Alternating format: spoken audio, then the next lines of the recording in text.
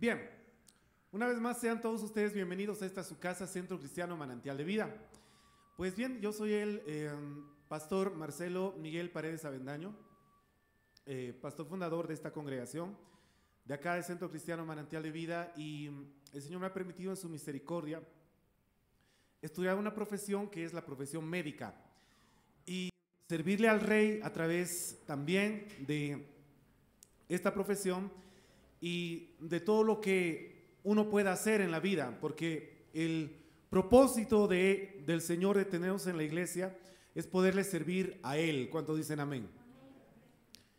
De tal forma que sirviéndole podamos sentirnos útiles. Así que el día de hoy vamos a hablar de una mirada médico-científica de la muerte de nuestro Señor Jesús. Así que vámonos con la siguiente imagen, por favor. Y vamos a hablar un poquito de lo que significa la palabra pasión. Y es que la palabra pasión viene de la palabra latina passio, que significa sufrimiento, derivado también de passus, que es el participio perfecto pasivo del verbo patior, que significa sufrir. Y de hecho también hay una palabra griega que es paskein, que significa sufrir también, y el sustantivo que es pathos, que significa literalmente dolor, sufrimiento, condición, muerte. Ahora bien, esta palabra pathos es la palabra griega que nosotros utilizamos como médicos para describir la patología, por ejemplo. Cuando hablamos de patología, hablamos de enfermedad, ¿cierto? Pero literalmente estamos hablando de sufrimiento. Y ahora es muy importante esta palabra porque vamos a hablar el día de hoy de la pasión de Cristo, es decir, del sufrimiento de Cristo, es decir, de la condición, del dolor que el Señor experimentó en esas horas previas a su muerte. Hay algo interesante con la palabra pasión y es lo siguiente, y es la palabra compasión. Literalmente la palabra compasión viene del latín compasio y del griego simpatheia, que significa sufrir juntamente con alguien. No sé si alguno de ustedes alguna vez ha tenido compasión de alguien, o más aún, alguno de ustedes alguna vez ha experimentado la compasión de alguien. Compasión literalmente significa sufrir con alguien. Yo le voy a decir una cosa, que en años de cristiano yo no había experimentado nunca la compasión, sino hasta años después, porque siempre que estás en problemas, siempre que estás en necesidades, encuentras gente que te dice, oye, qué pena, ¿no? Oye, te vamos a apoyar en oración. Oye, qué bacana que te ha pasado eso. Y bueno, pero igual te alentamos a que sigas adelante, ¿sí o no? Eso no es compasión. Compasión literalmente es sufrir con alguien. Es decir, es decirle a una persona, tu dolor es mi dolor. Tu sufrimiento es mi sufrimiento. Tu carga es mi carga. El Señor nos habló claramente de eso. A través del Espíritu Santo nos dijo claramente en su palabra sobre llevar los unos las cargas de los otros. Eso es compasión. Diga conmigo, compasión. El día que tú sufres con alguien, el día que tú te enojas con alguien que está experimentando algún problema, el día que lloras con alguien que está llorando, ese día tú has experimentado la compasión. Amén. Lo demás es chiste. Lo demás no funciona. La verdadera compasión es sufrir con alguien. Y cuando la Biblia me dice que el Señor tuvo compasión de nosotros, significa que Él no nos estaba mirando desde una nube, sino que Él quiso participar de nuestro sufrimiento, de nuestra necesidad, de nuestra debilidad. Por eso la Biblia me dice que el Señor Jesús fue tentado en todo, pero sin pecado. Es decir, participó de nuestra naturaleza que es tentada. La palabra del Señor me dice que el Señor Jesús también sufrió nuestros dolores. Amén. Y eso significa que Él no nos habló desde una nube, sino que Dios se hizo hombre. Y al hacerse hombre, participó también de esta naturaleza mortal, de este cuerpo que se enferma, de este cuerpo que sufre, de un cuerpo que puede morir. ¿Se entiende eso? Amén. Ahora, habemos bastantes de los que aquí disfrutamos de la ficción. ¿Cuál nos gusta la ficción? ¿Sí? Una buena novela, en fin. Y hoy están muy de moda las películas de superhéroes, ¿sí o no? Está muy de moda, ¿no? A partir de Iron Man, todo el universo cinematográfico Marvel. Y lo que a mí siempre me ha sorprendido de toda la ficción de eso, una vez, no sé si te acuerdas, ¿fue contigo Huáscar o fue con Huáscar, no? O no me acuerdo con quiénes fue con la viejita, que nos fuimos a ver Transformers hace varios años atrás, en la fecha del no cumplimiento de una profecía. Y bueno, a mí me sorprendía todo eso porque veía que la gente entraba al edificio. Había una chica que resbaló por todo el edificio, ¿sí o no te acuerdas? Cuando se cayó el edificio y no perdió ni un taco. Si ni un zapato se le salió, bárbaro. Dije, qué impresionante, porque atravesaban, ¿sí o no? Atraviesan vidrios, ¿no? Se lanzan a través de ventanas. Alguien se lanza aquí a través de una ventana y fijo que va a tener decenas de cortaduras en la cara, en los brazos, ¿sí o no? Pero ellos no, se lanzan, atraviesan ventanas, vidrio picado encima, no les pasa nada, se levantan, siguen peleando, ¿no? Y hasta se dan un beso al final. ¿No? Cualquiera que se cae nada más, mira usted, un metro, 2 metros, ya no se puede ni levantar. Entonces, hay gente que a veces cree que esa ficción, que es pura ficción, tiene algo que ver con la realidad. Y no, la verdad es que no es así.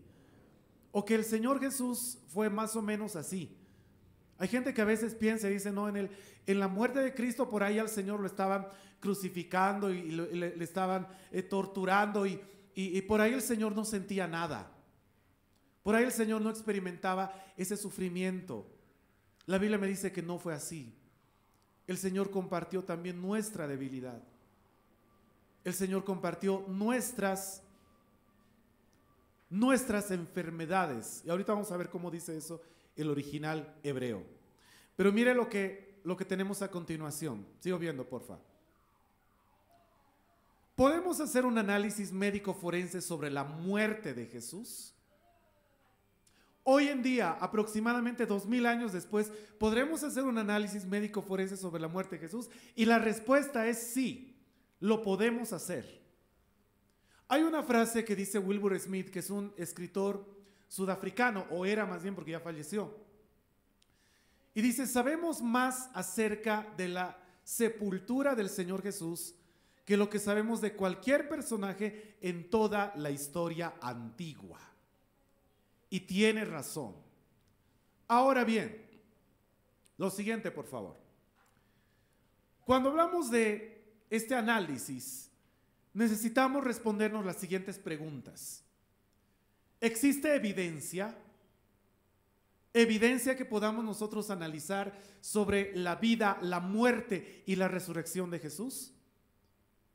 Porque para hacer este análisis necesitamos demostrar 3 cosas. Primero, que Jesús vivió. Y ahí entramos en la pregunta, ¿Jesús realmente existió? Porque la ficción nunca puede ser demostrada en la realidad. Sin embargo, un hecho histórico tiene evidencias irrefutables de que así ha sucedido. Por ejemplo, ¿puedo yo demostrar que existe el increíble Hulk? No. ¿Por qué? Porque en los eventos más importantes de la historia temprana, reciente y tardía, póngase usted el ataque a las Torres Gemelas, ¿no? El 21 de septiembre del 2001. Pues ahí había una gran, la guerra en Ucrania. Pues ahí no está Spider-Man, ¿no? No viaja Iron Man, no viaja el increíble Hulk. Porque son personajes de ficción. Pero podemos demostrar que realmente Jesús vivió, que no es una ficción más. Segundo, podemos demostrar que Jesús realmente murió, y más aún si murió, que Jesucristo resucitó. Y para ello necesitamos primero pruebas bibliográficas. Porque si no tenemos acceso a un cadáver en el tiempo presente, tampoco podremos demostrar que ha fallecido. En otras palabras, ¿de cómo sabemos que Simón Bolívar vivió? Pues hay suficiente evidencia histórica de que él existió, ¿sí o no? De que él nombró a esta nación y que esta nación lleva su nombre, Bolivia, justamente el libertador. ¿Qué evidencia tenemos de que él murió? Por ahí sigue vivo, ¿no crees? Está ahí su cadáver, ¿sí o no? ¿Y qué evidencia tenemos de que no resucitó? Pues que sigue el cadáver ahí, ¿verdad? Ahora, ¿cómo podemos demostrar eso sin los evangelios? Porque hay gente que nos pregunta y nos dice, bueno, de Jesús solamente hablan los evangelios. Y la verdad es que no. Hay muchas fuentes históricas que nos hablan de que Jesús vivió, murió y resucitó. Analicemos la primera, y es la del historiador Flavio Josefo. Miren ustedes, es el libro que tenemos ahí en la imagen, y es el resumen de dos libros. Los dos libros son Antigüedades de los Judíos y Las Guerras de los Judíos. Flavio Josefo vivió desde el año 37 hasta el año 100 después de Cristo. Él nació en Jerusalén, pero murió en Roma.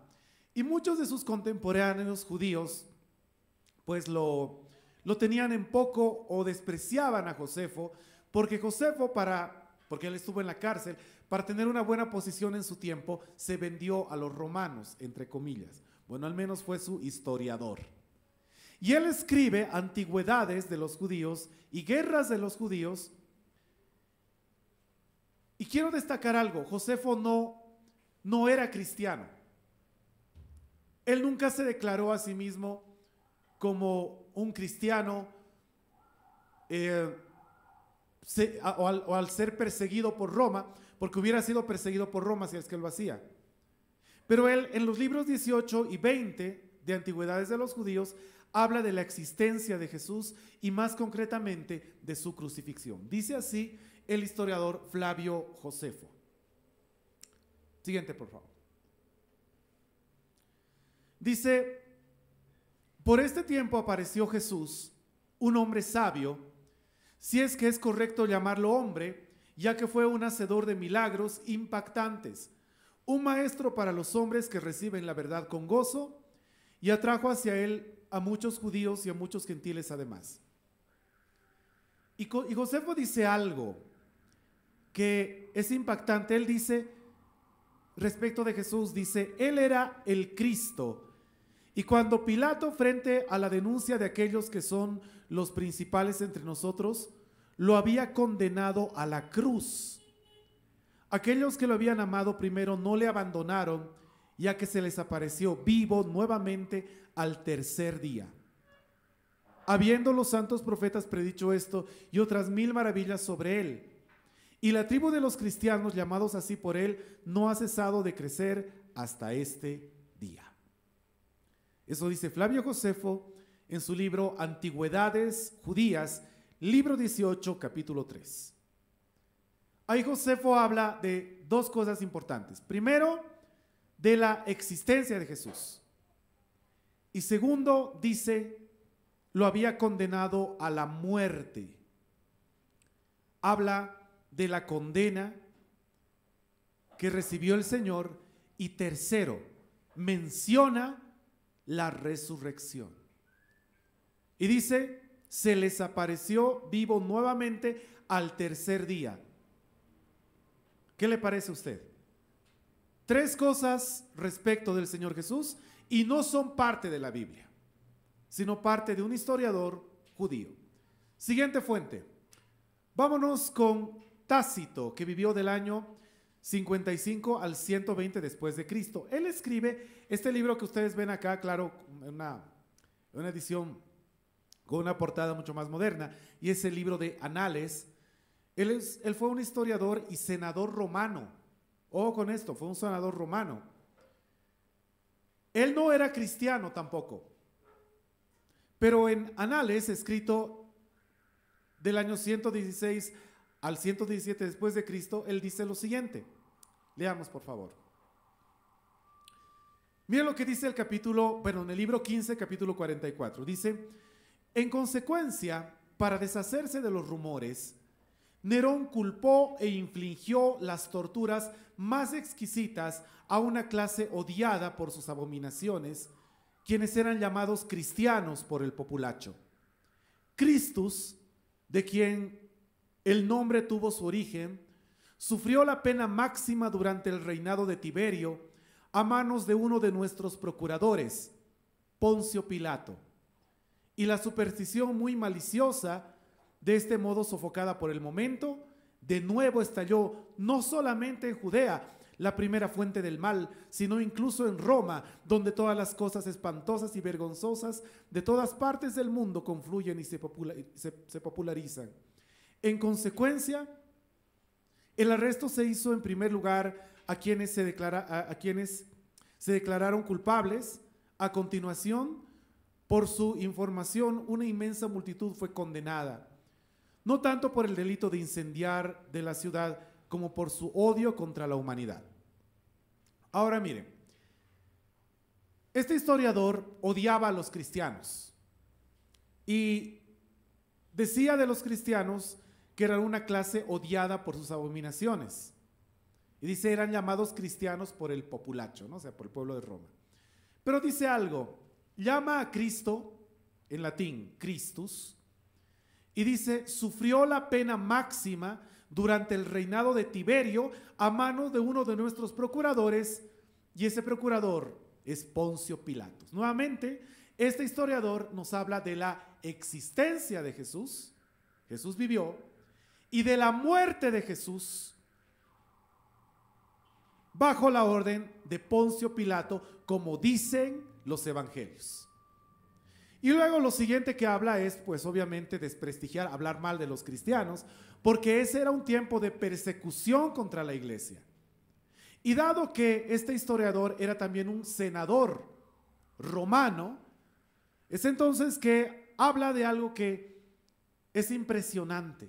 Alguno dirá, pero no está hablando de la resurrección, sí está diciendo de ella.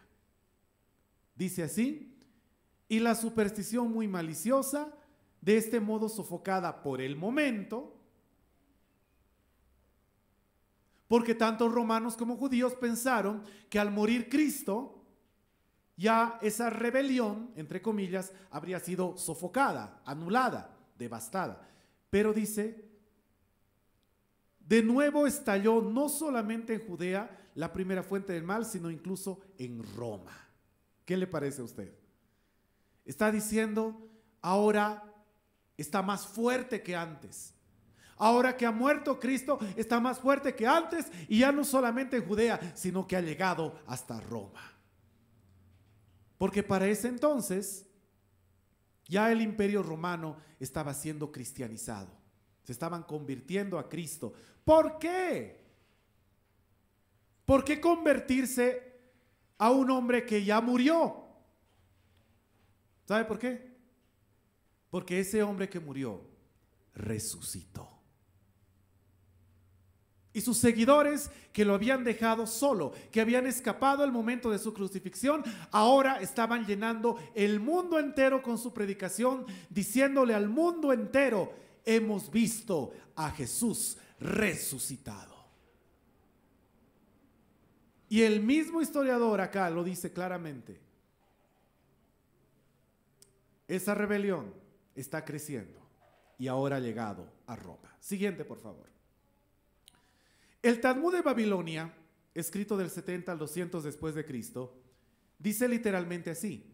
Se enseña en la víspera de Pascua colgaron a Yeshu, va a ser apedreado por practicar la brujería, por atraer y conducir a Israel por mal camino.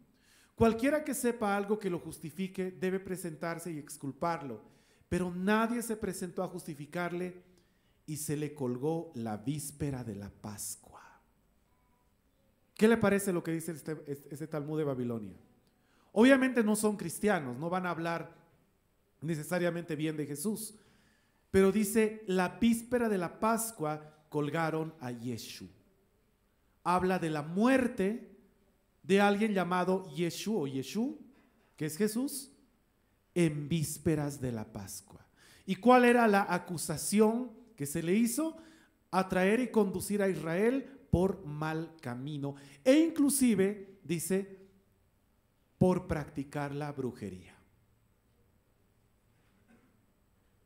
¿Qué le parece a usted? Tal cual lo mencionan los evangelios, que hicieron acusaciones falsas contra el Señor justamente para poder crucificarle. Siguiente, por favor. Y otras fuentes externas también que hablan de la muerte, la vida, muerte y resurrección de Jesús. Por ejemplo, Plinio el Joven, que vivió del año 61 al 112 después de Cristo, menciona y dice, los cristianos que se negaban a adorar al emperador y en su lugar adoraban a Cristo. Ahí estaba hablando de las actividades cristianas por las cuales los cristianos eran perseguidos. Luciano de Samosata, nacido en el 115, también habla respecto de la existencia de Jesús, pero hay otro historiador que es Flegón de Trales, que vivió el siglo II después de Cristo. Fue un escritor y liberto en tiempos del emperador Adriano. Y a pesar de que sus escritos se han perdido, Orígenes lo cita diciendo lo siguiente, dice, Jesús, mientras estaba vivo, no se ayudó a sí mismo, sino que se levantó después de la muerte, mostró las marcas de su castigo y mostró cómo sus manos habían sido traspasadas por clavos. ¿Qué le parece a usted? Si alguno de ustedes duda de estas fuentes, anótenlo ahí en algún ladito y lo googlean, ¿sí o no? Así ¿no? Realiza así una profundización más amplia. Pero claro, anota estos nombres porque esto no es fake, es realidad. Estos historiadores que no fueron cristianos, que no están mencionados ni siquiera en la Biblia, pero fueron historiadores importantes para la historia de la humanidad, mencionan la vida, la muerte y también la resurrección de Jesús. ¿Qué le parece a usted? Lo mencionan como un hecho. Mara bar Serapión también, en una carta que le hiciera a su hijo, menciona sobre la muerte de Jesús. Numerio de Apamea, Talita Celso, y estos son los historiadores que puedo mencionarles aparte de la palabra. Y claro, en más detalle, tenemos lo siguiente, por favor, que son los evangelios. Ahora bien, ¿qué nos dicen los evangelios respecto de la pasión, el sufrimiento de nuestro Señor Jesús? Y voy a leer un poquito, primeramente el Evangelio de Juan, porque vamos a hablar a continuación de lo que dicen los 4 evangelios. Pero hay algo interesante en el Evangelio de Juan respecto de la muerte y resurrección de nuestro Señor Jesús. Y es que en el Evangelio de Juan se describe más concretamente esa parte de la traición, del camino hacia el pretorio, del camino hacia Herodes, de la vuelta hacia Pilatos y luego la crucifixión. Lo primero que nos dice, y si nos vamos un poquito a Juan capítulo 18,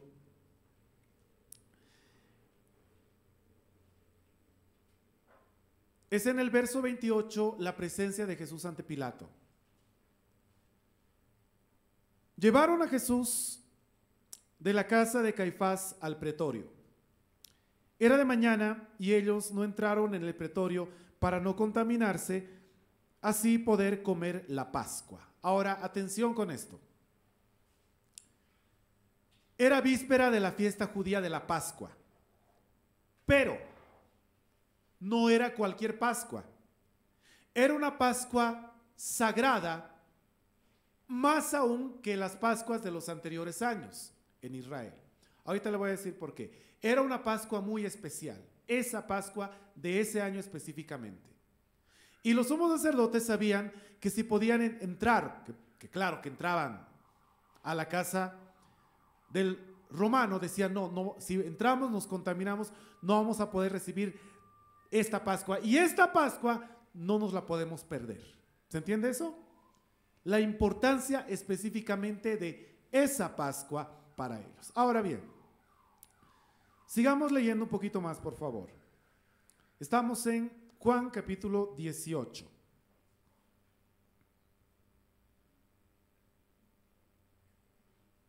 Y dice la palabra del Señor. Verso 29. Entonces salió Pilato a ellos y les dijo: ¿qué acusación traéis contra este hombre? Respondieron y le dijeron: si este no fuera malhechor, no lo habríamos entregado. Entonces les dijo Pilato: tomadle vosotros y juzgarle según vuestra ley. Y los judíos le dijeron: a nosotros no nos está permitido dar muerte a nadie. Lo siguiente que encontramos era que habían de acusar a Jesús como un malhechor. De tal manera, y estamos viendo ahí ya dos coincidencias, ¿no?, entre los historiadores antiguos y los evangelios. Acusan a Jesús de algo que él no hizo, pero aún más, la intención era matarle. Miren ustedes, antes de nada ya están diciendo: nosotros no podemos dar sentencia de muerte. Es decir, tenían toda la intención de matar a Jesús. Esto obviamente va a sorprender a Pilato. Pilato sabe que quieren matarle. Por tanto, Pilato no va a permitir que esto se dé tan fácilmente. Así que Pilato va a decidir torturarle en lugar de matarle. Finalmente le condenará a muerte, pero note usted que la tortura que precedió a ese momento fue parte muy importante del cumplimiento de una profecía. Sigamos leyendo, por favor. Verso 33. Volvamos al verso 31. Vamos a volver al verso 31. Quiero decir algo más acá.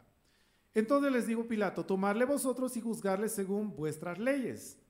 Y los judíos le dijeron: a nosotros no nos está permitido dar muerte a nadie. Es decir, no le van a juzgar al Señor conforme a la ley judía, para que se cumpla lo que está escrito en el rollo de Isaías cuando dice: por cárcel y por juicio fue quitado. Es decir, le van a condenar sin juzgarle apropiadamente conforme a la ley. Ojo con eso.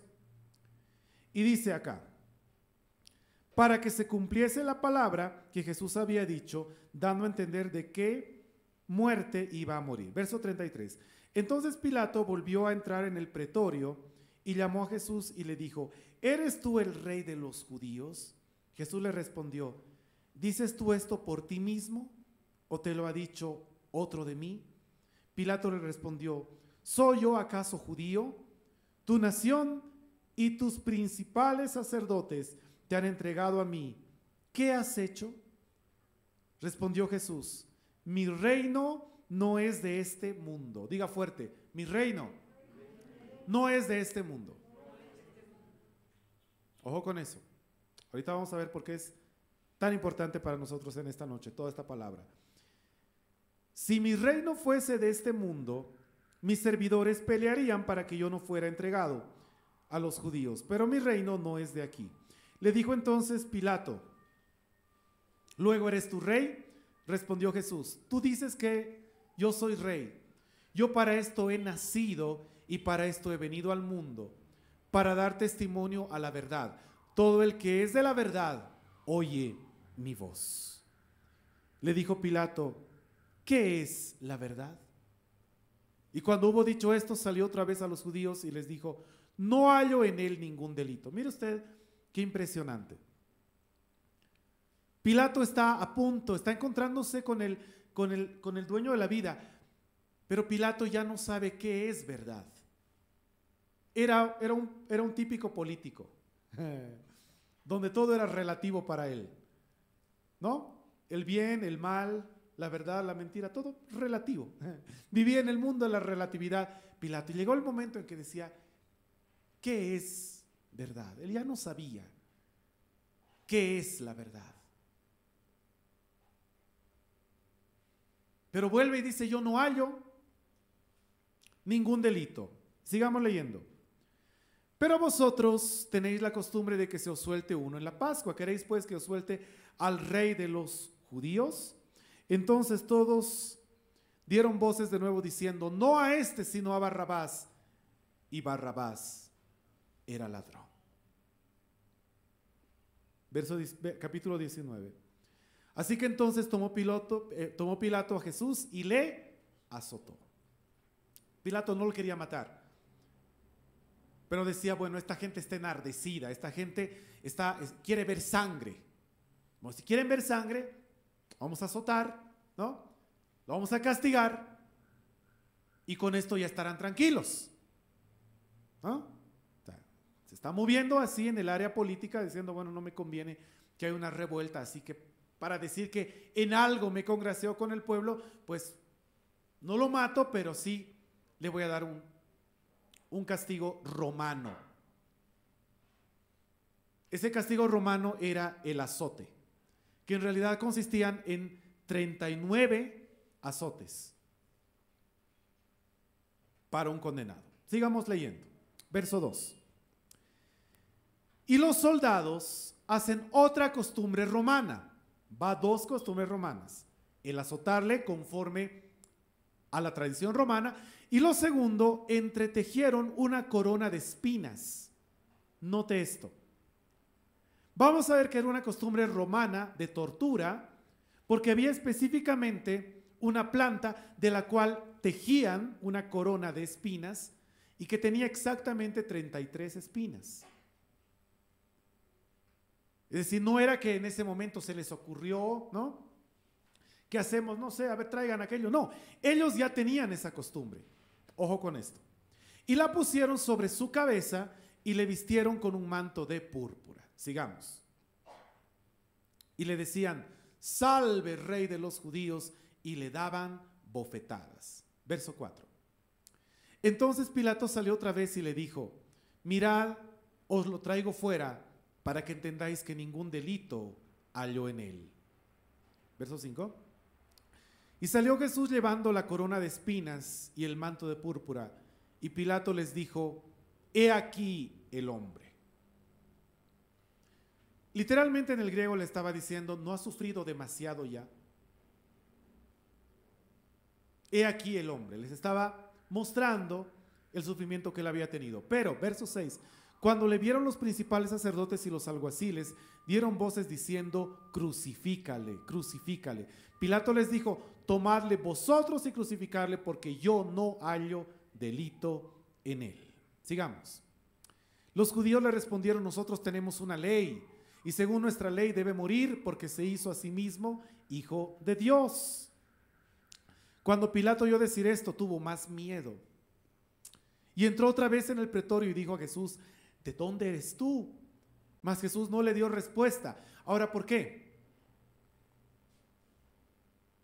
Porque si una persona acudía a Pilato, que era representante de Roma, y podía pedir el perdón de Roma, o podía decir que era ciudadano romano, entonces Pilato tenía toda la autoridad de decir: esta persona me ha pedido a mí que le perdone, me ha pedido, me ha suplicado piedad, me ha suplicado perdón o me ha dicho que es ciudadano romano, entonces pues yo no le puedo matar.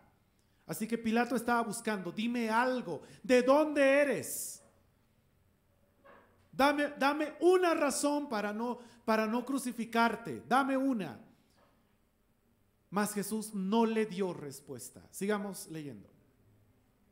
Entonces le dijo Pilato, ¿a mí no me hablas? ¿No sabes que tengo autoridad para crucificarte y que tengo autoridad para soltarte?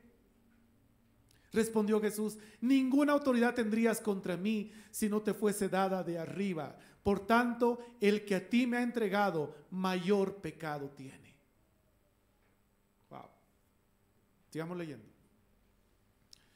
Desde entonces procuraba Pilato soltarle, pero los judíos daban voces diciendo, si a este sueltas, no eres amigo de César.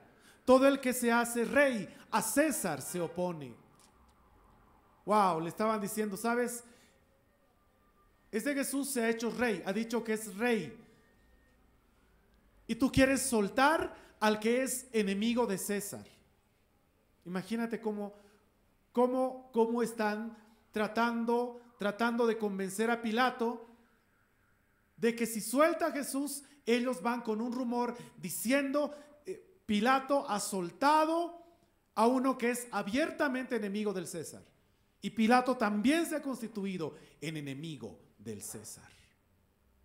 Wow, del emperador.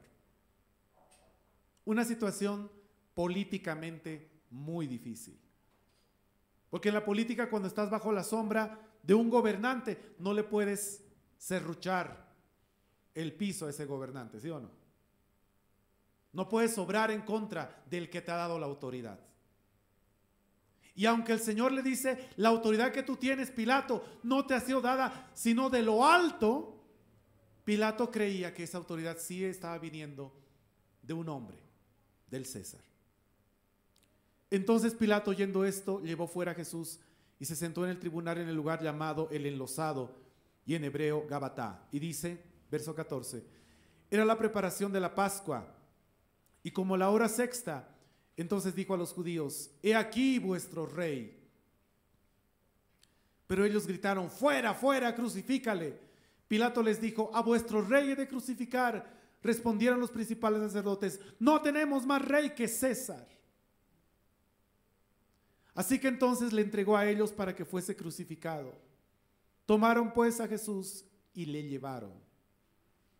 Y él, cargando su cruz, salió al lugar llamado de la calavera, y en hebreo Gólgota. Y allí le crucificaron, y con él a otros dos, cada uno a cada lado, y Jesús en medio. Escribió también Pilato un título que puso sobre la cruz, el cual decía, Jesús Nazareno, Rey de los judíos. Y muchos de los judíos leyeron este título porque el lugar donde Jesús fue crucificado estaba cerca de la ciudad. Y el título estaba escrito en hebreo, en griego y en latín.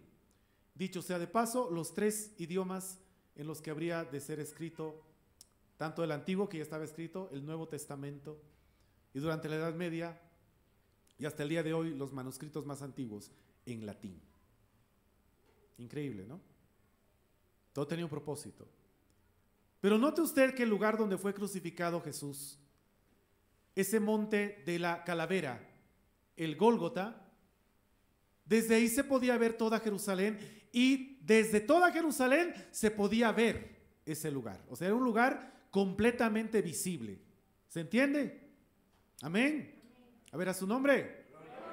Ahora mire, era importante esto, ¿por qué? Porque todo mundo en Jerusalén podían afirmar haber visto a Jesús siendo torturado, siendo crucificado y muriendo en la cruz. ¿Se entiende? No fue la crucifixión, la muerte de Jesús no fue un evento aislado, no fue un evento privado. Porque aquí en esta ciudad, como en todas las ciudades del mundo entero, se asesina gente, ¿sí o no? Hay gente que muere asesinada. Y se escucha, ¿verdad? En la televisión, ¿no?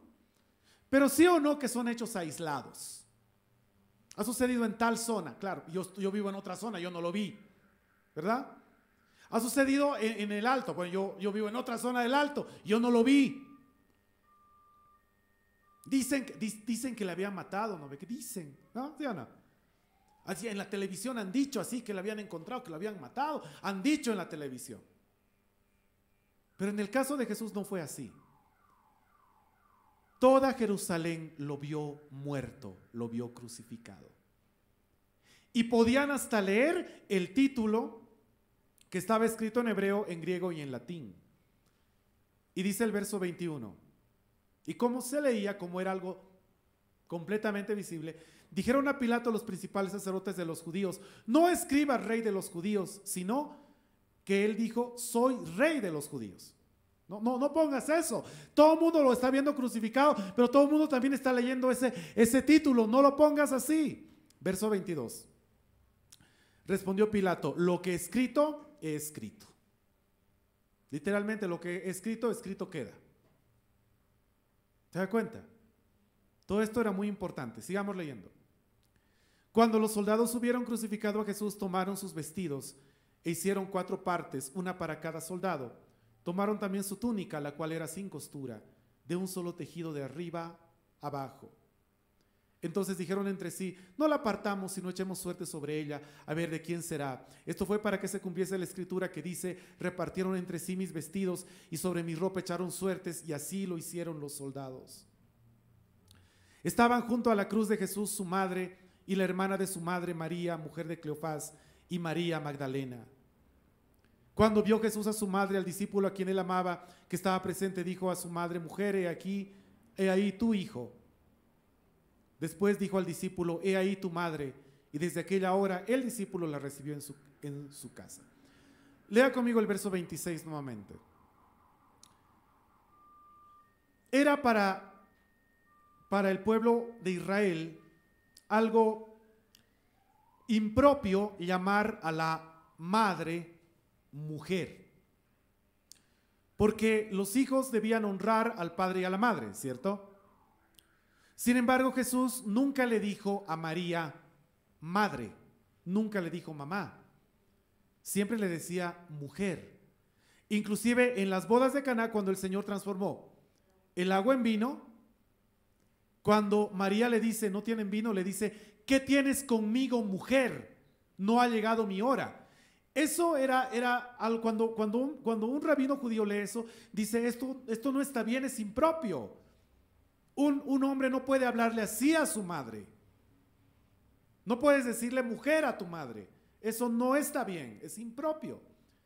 Pero sabes, el Señor nunca le dijo a María madre, porque Él es Dios hecho hombre. ¿Cuánto dicen amén? Y Dios, el creador del género humano, el que los creó hombre y mujer, Dios no puede tener madre. Amén. Así que por esa razón Jesús nunca le dijo madre. Y en esta oportunidad le dice: mujer, he ahí tu hijo. Y le dice a Juan: he ahí tu madre. Y dice: desde aquella hora el discípulo la recibió en su casa. Desde aquella hora el discípulo la recibe. Es decir, el Señor, aunque no la llamó madre, porque María no fue madre de Dios, sino madre de la humanidad de Jesús. ¿Se entiende eso? ¿Se entiende eso? Amén, ¿sí o no? ¿Cuántos saben que en Génesis capítulo 1 dice que el Espíritu de Dios se movía sobre la faz de las aguas? Ahí estaba el Verbo, pero ahí estaba también Dios el Padre. Amén. Y Dios el Padre creó todo lo que hoy día vemos, y del polvo de la tierra la Biblia me dice que Dios el Padre hizo al hombre. Amén. Porque dijo: no es bueno que el hombre esté solo, le haré ayuda idónea. Pregunta: ¿había ahí la madre?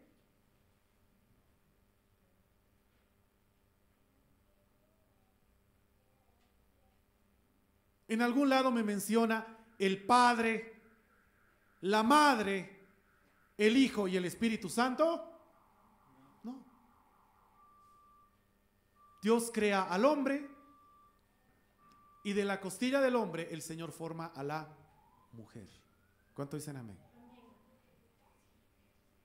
Y de una mujer nace el Señor Jesús, porque estaba profetizado en el libro de Isaías que Él habría de ser Emmanuel, Dios con nosotros. Amén. Dios hecho hombre.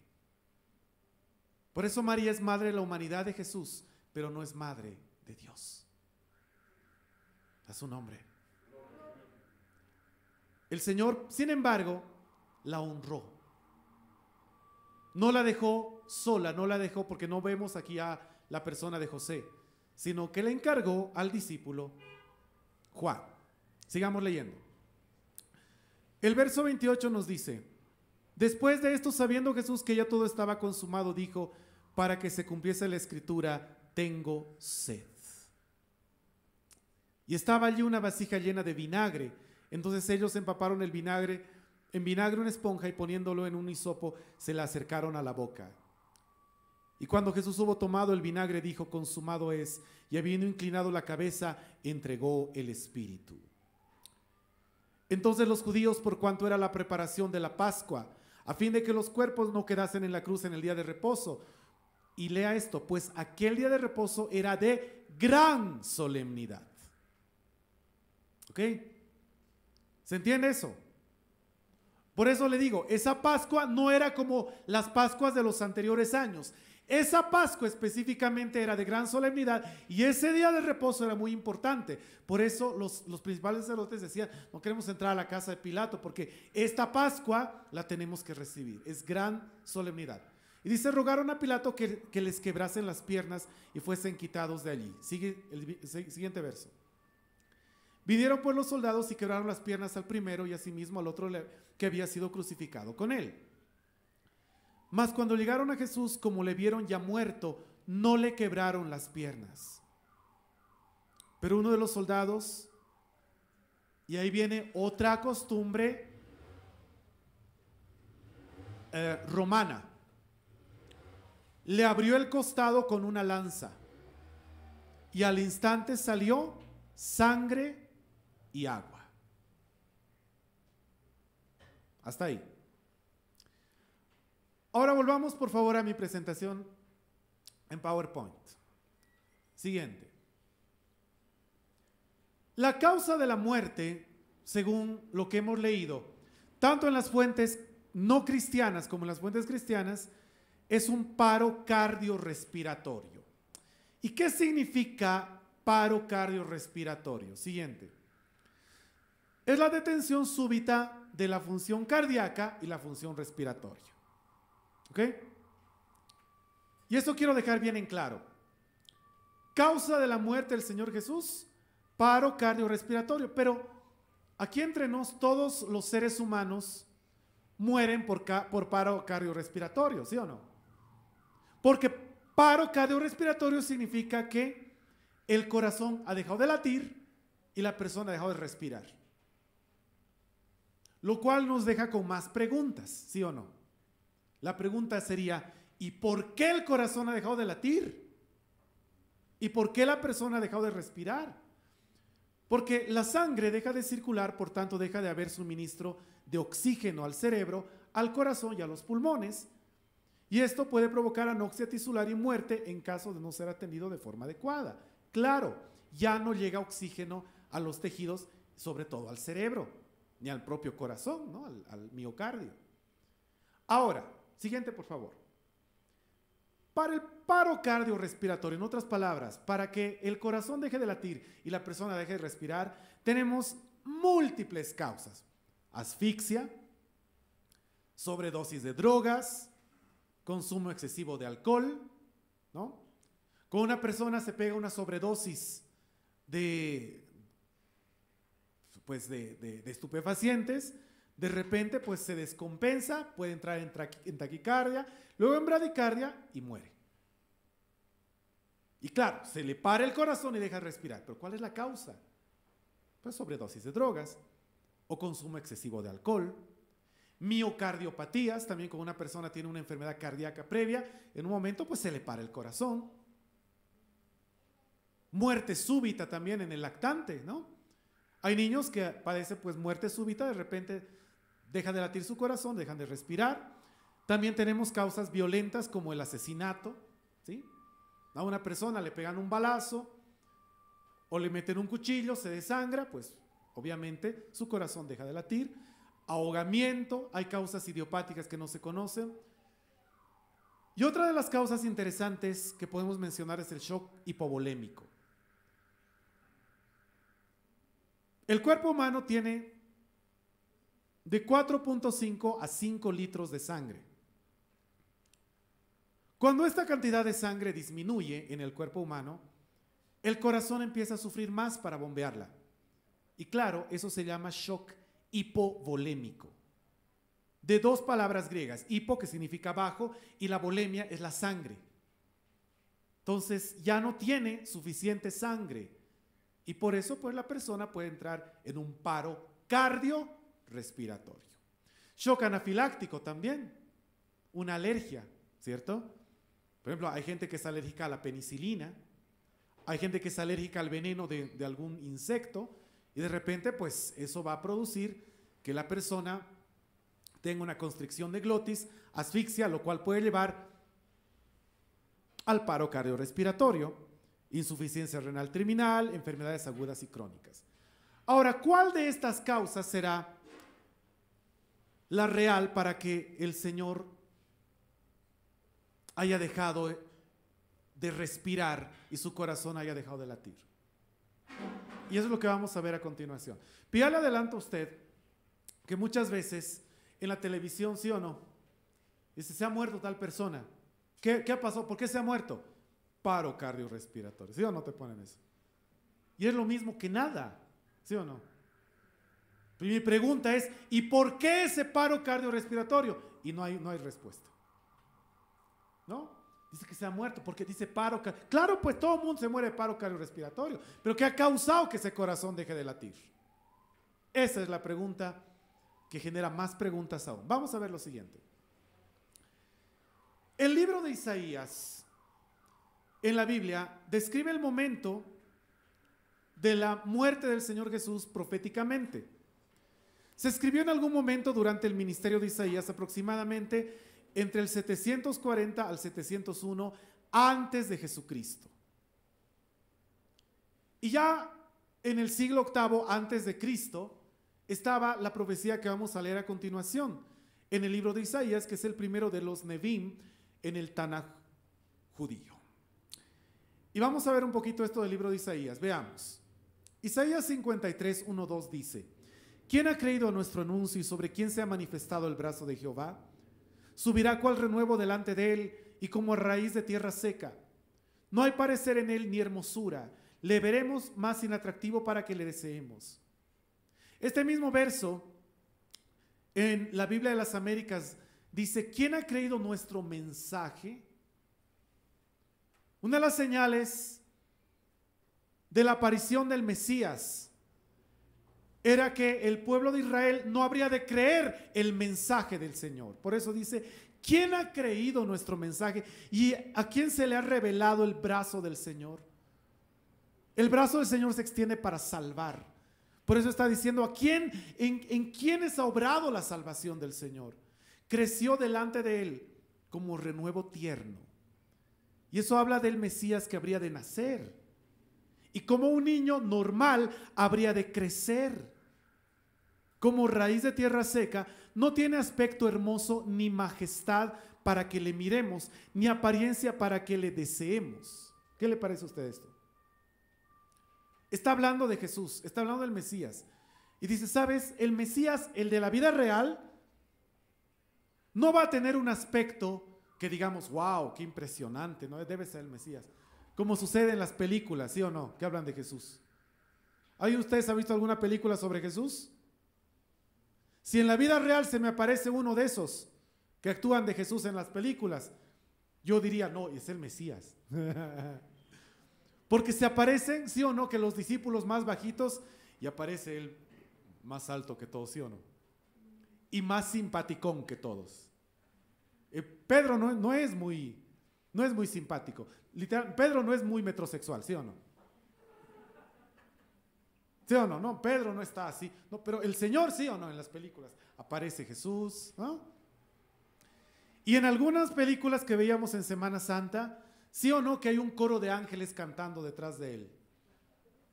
Y sí o no que en la película el rostro del Señor aparece como que brillando. Y yo le digo una cosa, si en la vida real yo hubiera visto una persona que entra con el rostro brillante y ángeles cantando cada vez que habla, caigo al piso y digo, Señor. Pero la Biblia dice que no fue así. En la vida real no había ángeles cantando, no había un resplandor como en las películas. Es decir, sería una persona considerada común y corriente. ¿Usted cree que si el Señor hubiera tenido ángeles cantando alrededor, alguien hubiera pedido, crucifícale? Otra señal del Mesías. No tendrá alguna distinción especial en su cuerpo como para decir, es más alto que todos, es el Mesías. Siguiente, verso 3. Fue despreciado y desechado de los hombres, varón de dolores y experimentado en aflicción. ¿Qué le parece a usted?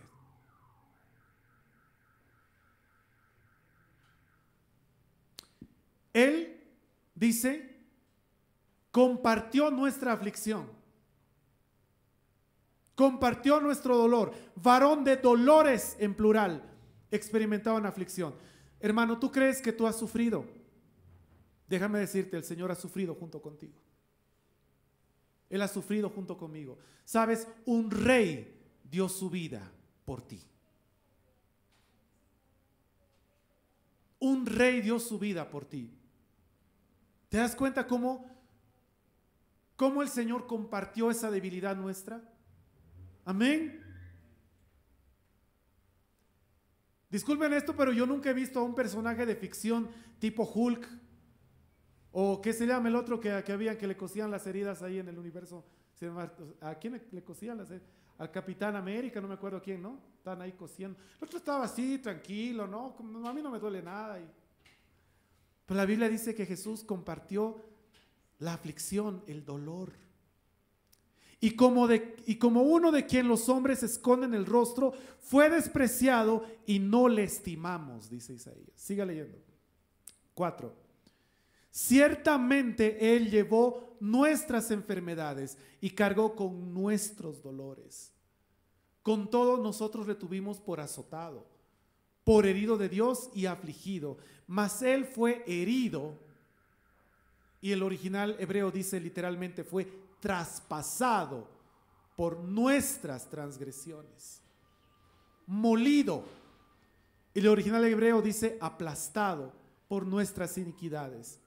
El castigo de nuestra paz cayó sobre él, y por sus heridas hemos sido sanados. ¿Cuánto dicen amén? Por sus llagas hemos sido sanados. Sigamos, por favor. Todos nosotros nos descarriamos como ovejas, cada cual se apartó por su camino, mas Jehová cargó en él el pecado de todos nosotros. Angustiado él y afligido no abrió su boca, como cordero fue llevado al matadero, y como oveja delante de sus trasquiladores enmudeció y no abrió su boca. Siguiente, por favor. Por cárcel y por juicio fue quitado, como hemos leído. No lo encarcelaron, no lo juzgaron. Directamente lo condenaron a muerte. Directamente le pidieron a Pilato, dale sentencia de muerte. Y su generación, ¿quién la contará? Es decir, no tuvo hijos, no tuvo descendencia. Porque fue cortado de la tierra de los vivientes. Es decir, habría de ser asesinado. Y por la rebelión de mi pueblo fue herido, y se dispuso con los impíos su sepultura, mas con los ricos fue en su muerte, aunque nunca hizo maldad, ni hubo engaño en su boca. Algunos de nosotros padecemos injusticias. Jesús padeció injusticias. Sigamos, por favor. Y ahora sí, en base a lo que hemos leído, vamos a hacer un examen forense al cuerpo de Jesús. Primero, Para hacer un examen forense hay que determinar el lugar de la muerte. Y la Biblia me dice que fue esta colina que vemos ahí en la imagen.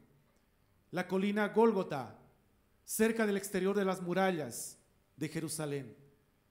El texto griego de Mateo, Marcos y Juan le da su traducción como Craneotopos, que literalmente significa el lugar de la calavera, el lugar del cráneo. Lo que estamos viendo ahí en la imagen es justamente esa colina, Gólgota. Las colinas alrededor de Jerusalén no son ni siquiera como las que tenemos acá en la ciudad de La Paz. Son, como ves en la imagen, así pequeños o levantamientos. Esas son las colinas. De tal manera que la colina no está allá lejos. Ni siquiera tiene la altura de entre el centro y la ciudad del Alto, para nada. Esas son las colinas. Y en esa colina, miren ustedes ahí, se han formado en las excavaciones de la roca la apariencia de una calavera. Miren ustedes. Ese es el Gólgota, donde murió Jesús. Lugar real, lugar existente hasta hoy en día a las afueras de Jerusalén. Siguiente. La fecha del deceso, 3 de abril del año 33 después de Cristo. Señalado por el físico Colin Humphrey y el astrónomo Grim Waddington según el método del eclipse. ¿Y cuál es el método del eclipse para decir que Jesús murió un 3 de abril del 33 DC? En Lucas 23:45 dice literalmente: el sol se oscureció al momento de morir el Señor Jesús y el velo del templo se rasgó por la mitad. Esa palabra, el sol se oscureció en la tarde en que el Señor Jesús murió, nos lleva a lo siguiente, por favor. Y es que Jesús fue crucificado y murió a las 15:00 horas el 3 de abril del 33 DC, porque estos científicos empiezan a ver los calendarios solares y dicen: ¿cuándo hubo un eclipse de sol? Un eclipse parcial de luna roja. Y dan en cuenta de que ese eclipse se dio específicamente el 3 de abril del 33 después de Cristo, siendo observado por la población judía. Así que según el método del eclipse, esa es la fecha en que el Señor murió, 3 de abril del 33 DC. Siguiente, por favor. Según el método de la doble Pascua, los evangelios sinópticos enfatizan que Jesús celebró una cena de Pascua en Marcos 14:12 y en Lucas 22:15 antes de su crucifixión, lo que contrasta fuertemente con el evangelio independiente de Juan, que se explicó en que la Pascua oficial judía, como hemos leído, comenzó al anochecer después de la muerte de Jesús. Es decir, el Señor Jesús, en lo que conocemos como la última cena, ¿no? Ahí está celebrando la Pascua.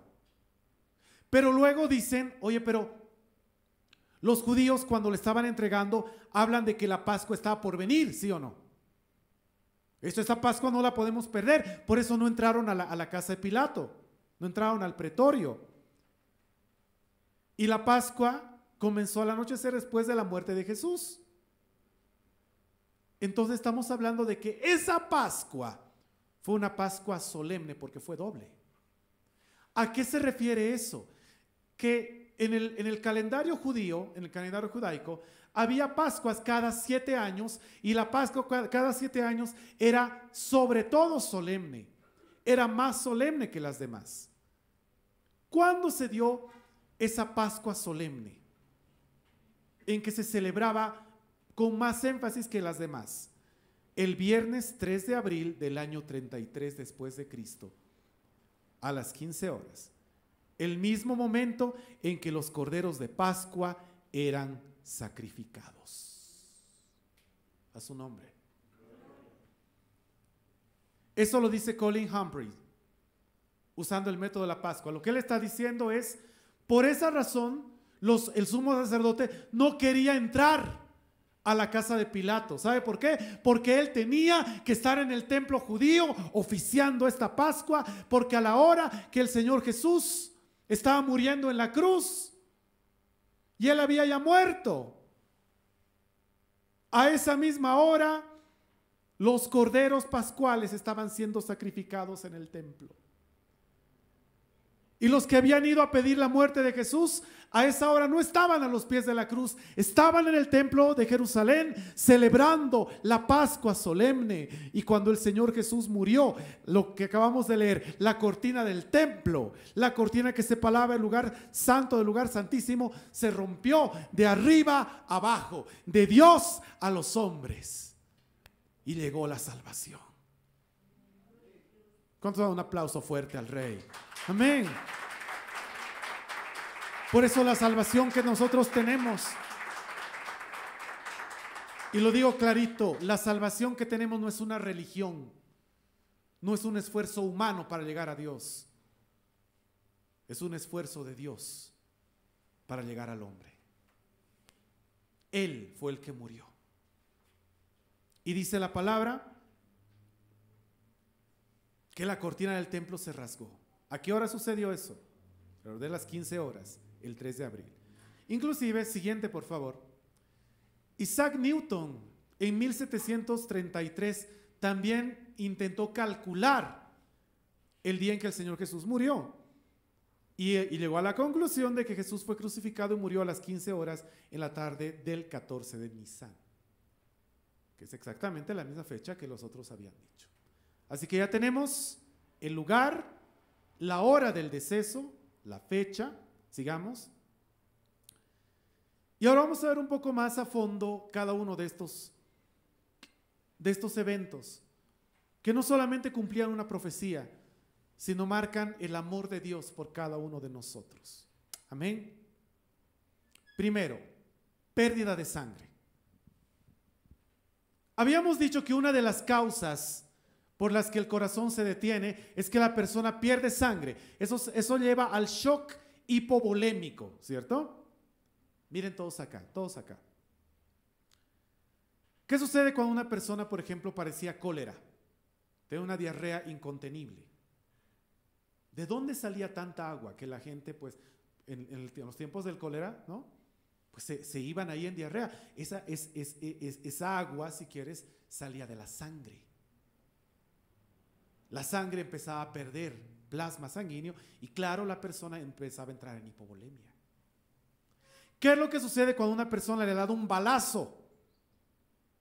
Acá en la arteria, en la carótida, acá, o un cuchillo, empieza a perder sangre, ¿cierto? ¿Y eso qué causa? Shock hipovolémico. Y eso lleva a la muerte. ¿Por qué? Porque tenemos 5 litros de sangre y cuando ya estamos perdiendo 1 litro, mira, nada más 1 litro, ya nos estamos desmayando y estamos perdiendo el conocimiento. ¿Cuánta sangre perdió el Señor Jesús? La Biblia me dice que antes de la crucifixión, antes de ser entregado, ya en el lugar, en el monte de los olivos, en el huerto de Getsemaní, Jesús estaba perdiendo sangre. Tenía una hemorragia a través de la piel. Mire usted, dice, y estando en agonía, oraba más intensamente y era su sudor como grandes gotas de sangre que caían hasta la tierra. Note eso, grandes gotas de sangre. Lucas 22, 44. Siguiente. Dile que no estoy. Ese cuadro se llama hematohidrosis. Y miren esta imagen. Esta imagen es real. La hematohidrosis es una condición muy rara en la que el individuo afectado suda sangre como consecuencia de enfrentar la muerte o alguna situación de estrés extremo. Personas que enfrentan un estrés muy grande, una preocupación, o que de repente tienen miedo a morir. Lo que sucede es que los vasos sanguíneos se abren, y muy especialmente en la cabeza. Y la sangre se junta por dentro de la piel con el sudor y salen a través de los conductos de las glándulas sudoríparas. Literalmente la persona suda sangre. Eso se llama hematohidrosis. Y esto está sacado justamente de este artículo de Salas Alanis y Salas Garza el año 2021. Sigamos, por favor. Ahí vemos también una niña, un paciente con hematidrosis, fragilidad en los vasos sanguíneos y bajo condiciones de estrés tienden a romperse fácilmente, ocasionando la liberación de sangre hacia los poros más cercanos, lo que se manifiesta clínicamente como sudor y lágrimas de sangre. Este tipo de ansiedad extrema también se vio en niños que vivían en Londres durante la Segunda Guerra Mundial y fueron bombardeados por los nazis. Los niños que estaban ahí con miedo porque escuchaban los bombardeos y tenían temor a morir, esos niños sí sudaban sangre, sí tenían esta condición. Es decir, el Señor estaba pasando por una gran aflicción, ya desde el Monte de los Olivos, desde el huerto de Getsemaní, y estaba perdiendo sangre. Y el Señor estaba derramando su sangre ahí, en el huerto de Getsemaní. Sigamos, por favor. Luego, como hemos leído, el Señor Jesús es entregado y es llevado a un lugar llamado pretorio. El pretorio es el palacio en el que habitaba y juzgaba el pretor romano o el presidente de una provincia. En este caso, era la casa en que habitaba Pilato, nombrado por el César como gobernador de Judea. Ese era el pretorio. Y cuando leímos hace un momento en Juan 19:1, así entonces tomó Pilato a Jesús y le azotó. Lo que está diciendo es que el Señor Jesús fue azotado según la costumbre romana llamada la flagelación. ¿Y qué es la flagelación? Sigamos. Consistía en 39 latigazos. El verdugo usaba un látigo con tiras de cuero trenzado, en cuyos extremos tenía adosadas bolas de metal entretejidas, y cada vez que el látigo golpeaba la carne, las bolas generaban mayúsculos moretones y contusiones, es decir, hematomas, las mismas que se abrían con los demás golpes. El Señor no era la primera ni sería la última persona en ser flagelada al estilo romano. Por eso hasta el día de hoy tenemos esto que son los flagelos romanos. Veamos la siguiente imagen, por favor. Y lo que estás viendo tú son estos flagelos o azotes romanos reforzados con trozos de plomo y pedazos de hueso. En relación con ese látigo tenía pedazos de hueso afilados, los que tenían como misión cortar la carne. Por eso Mateo 27:26 dice, entonces le soltó a Barrabás habiendo azotado a Jesús. Ahora, siguiente imagen, por favor. Eso es lo que conocemos con el nombre de flagrum taxilatum. El látigo con el que el Señor fue azotado, fueron los 39 azotes. Era un mango de madera, un látigo de cuero, y en la punta tenía bolas de acero. La razón para tener las bolas de acero era generar hematomas, es decir, golpes en el cuerpo de la persona que estaba siendo torturada, y los fragmentos de hueso tenían la función de abrir esos hematomas y que la persona sangrara copiosamente. ¿Verdad? Mírenme todos acá, por favor. Cuando una persona recibe un golpe, se le forma aquí un moretón, ¿cierto? Eso se llama hematoma, es una colección de sangre, es sangre debajo de la piel. Si esa sangre pudiera ser externada, si puncionamos, pues sacaríamos sangre, ¿sí o no? Sacaríamos sangre de eso. Es lo que hacían estos látigos. Esas puntas de hueso abrían el hematoma y hacían que la persona sangrara. Ahí tenemos al Señor Jesús derramando su sangre en el pretorio, en la misma casa de Pilato. El condenado, miren ustedes un poquito, el condenado se encontraba desnudo, por lo cual debió quedar totalmente bañado en sangre luego del brutal castigo. Era amarrado, como ustedes ven, a un pilar. Y esta era la posición en la que era azotado generalmente por 2 personas. Y se contaban los 39 azotes. que podían haber sido 40, pero para decir, como actualmente, no te cobramos 10 pesos, te cobramos 9.99, como una falsa actuación de piedad. Por eso el apóstol Pablo decía 40 azotes menos uno, ¿no? Sigamos, por favor. Ahí tenemos, miren ustedes en esta imagen, por favor. En la imagen que tienen ustedes a la derecha, tenemos la dirección de los latigazos. Los latigazos iban en esa dirección. Y los clavos se incrustaban exactamente en esa misma dirección. De tal manera que en el momento de producirse el latigazo, la carne quedaba completamente expuesta. Sigamos, por favor. La espina dorsal quedaba expuesta ya que la espalda terminaba desgarrada debido a cortes profundos. Los hombros recibían los latigazos que pasaban por el nivel de la espalda, las nalgas y las piernas. Durante el lapso que duraba la flagelación, las laceraciones alcanzaban hasta los músculos y generaban temblores de carne sangrante. En esta condición, las partes internas quedaban al aire, conjuntamente con los músculos, tendones y las entrañas.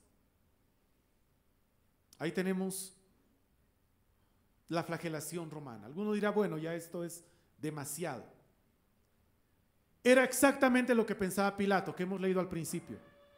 Pilato decía, después de esta tortura, ya la gente va a decir, es demasiado, ya no van a pedir crucifixión, ¿sí o no? Ya la gente lo va a ver así en ese estado y van a decir, no, ya es demasiado. Pero no, sigamos, por favor. Dice la Biblia que fue puesto sobre el Señor la corona de espinas. En Mateo 27, del 27:30, en Juan 19, 2 al 3, y en Marcos capítulo 15, versos 16 al 20. Dice, y pusieron sobre su cabeza una corona tejida de espinas y una caña en su mano derecha, e hincado la rodilla delante de él, le escarnecían diciendo, salve, Rey de los judíos. Y le vistieron de púrpura y poniéndole una corona tejida de espinas, dice Marcos 15, 17. Siguiente, por favor. Según un estudio publicado en abril de 1991 en el Journal of the Royal College of Physicians en Londres, posiblemente se haya usado la Potherium spinosum, que es esa corona que ustedes están viendo en este momento en la imagen, que era una corona que tejían los romanos. Era una costumbre romana. Era una costumbre que se tenía ya, donde se tejía esta corona y que tenía 33 largas espinas, finalmente, como vemos en la imagen. Es decir, estamos hablando de 33 heridas en el cuero cabelludo, y las heridas en el cuero cabelludo sangran aproximadamente de 10 a 15 mililitros, dependiendo del sitio. Si tomamos esto en cuenta, en total, la cantidad de sangre solamente por la corona de espinas sería de 330 mililitros. ¿Qué le parece a usted? ¿Qué es lo que hace esa corona de espinas? Aparte de provocar mayor sangrado, mayor dolor, estimula los nervios trigémino y la rama del occipital mayor, que produce un dolor de muelas intenso y multiplicado. No sé si alguno de ustedes alguna vez ha oído hablar de esa enfermedad que se llama neuralgia del trigémino. Con una persona le duele mucho, porque el trigémino, miren acá, inerva la cara de este lado, ¿verdad? El trigémino. El nervio facial viene por debajo, el nervio facial inerva, por ejemplo, la punta de la lengua. Pero hay una enfermedad, bueno, que es algo que se menciona muchas veces en neurología, que es la neuralgia del trigémino. Son personas que por mucho estrés, mucha preocupación, les duele toda esta parte de la cabeza, me duele como si me cayera un rayo. Es uno de los peores dolores que puede haber, la neuralgia del trigémino. La corona de espinas estimulaba el trigémino y causaba profundo dolor. Y hasta ahí, antes todavía de ser crucificado, ya tenemos algo que se llama shock hipovolémico. El Señor está perdiendo sangre. Había perdido sangre ya en el huerto de Getsemaní. La estaba perdiendo en la flagelación. La sigue perdiendo con la corona de espinas. Al seguir caminando, llevando la cruz, Se produce lo que estamos viendo en la imagen anterior, taquicardia. El corazón late más rápido tratando de bombear más sangre, la sangre que ya no tiene a los músculos, sobre todo al cerebro. Y esta taquicardia produce mayor hemorragia. Sigamos leyendo, por favor. Y hay fases del shock hipovolémico, las cuales son la fase del shock compensado, donde se activa el sistema simpático y el sistema renina-angiotensina-aldosterona y liberación de vasopresina y otras hormonas. Todo esto provoca broncodilatación, es decir, que los pulmones se abran más y que el corazón lata con más fuerza. Eso hace el sistema nervioso simpático, porque el simpático estimula, pero el parasimpático inhibe. Ahora, si la persona sigue perdiendo sangre, como es el caso de nuestro Señor Jesús, se produce la siguiente fase, que es la fase de shock descompensado. Claro, pierde sangre, no se le repone, y hay disminución del flujo a órganos vitales, baja la presión, o sea, hipotensión, que clínicamente se traduce en deterioro del estado neurológico. Los pulsos periféricos débiles o ausentes y ocasionalmente pueden aparecer arritmias cardíacas. Y si no se compensa al paciente, a la persona, si la persona no recibe sangre o no recibe siquiera un suero, ¿no?, que fue el caso del Señor, se pasa a la fase de shock irreversible, donde la resucitación es difícil y aunque inicialmente se consigue, el paciente desarrollará un fallo multisistémico y fallecerá. Ya cuando hay fase de shock irreversible, es decir, si no se ha compensado oportunamente, por más que se compense después, igual la persona fallece. Y es lo que está pasando con el Señor. El Señor está entrando en una fase de shock descompensado, nadie va a compensarle la sangre que él está perdiendo y todavía le toca sufrir aún más. Varón de dolores, experimentado en quebranto. A medida que progresa el shock, se liberan además mediadores que aumentan la permeabilidad capilar. Y atención a esto. En ese momento, cuando el shock llega a esa segunda fase, sucede algo que no debería pasar, y es que el cuadro se empeora, porque empieza a liberarse histamina, bradiquinina, el factor activador plaquetario y las citoquinas, y lo que hacen esto es aumentar la permeabilidad capilar, es decir, la sangre empieza a salir de los capilares aún más, pero ya no hacia afuera del cuerpo, sino dentro del cuerpo. ¿Y qué sucede? El suero se separa de los elementos formes, porque la sangre está formada primeramente por el suero, ¿cierto?, el plasma sanguíneo, y segundo por los elementos formes. Los elementos formes son un 45% de la sangre, lo que es el hematócrito, y el plasma es un 55%. ¿Qué pasa cuando una persona empieza a tener esta permeabilidad capilar? Empieza a salir el plasma hacia lo que conocemos como el tercer espacio. Por eso dice, produciéndose también daño capilar directo por radicales libres generados por leucocitos polimorfonucleares que favorecen la extravasación del líquido al espacio intersticial. La persona se empieza a hinchar. ¿Por qué? Porque empieza el suero a salir de los capilares sanguíneos, pero esto ya no por fuera, sino por dentro. Imagínese usted. Siguiente, por favor. El cuadro es peor. Y luego Jesús camino al monte Calvario o Gólgota. Jesús recorrió medio kilómetro con la cruz hasta llegar al monte.